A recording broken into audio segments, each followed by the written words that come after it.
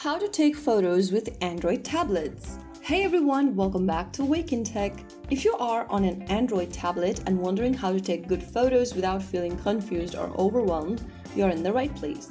First of all, go ahead and unlock your Android device and go find the camera app on your device, which should be at the bottom of the screen. After you tap on that, you'll open up the camera option.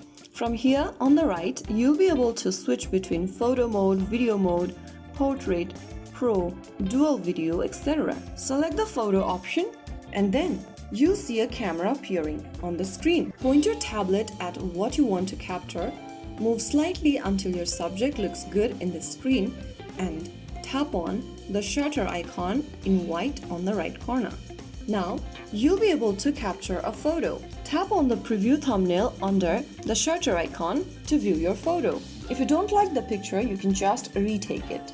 And that's how you take photos with Android tablet. If you found the video helpful, don't forget to like, share, and subscribe to our channel. I will see you again in the next episode.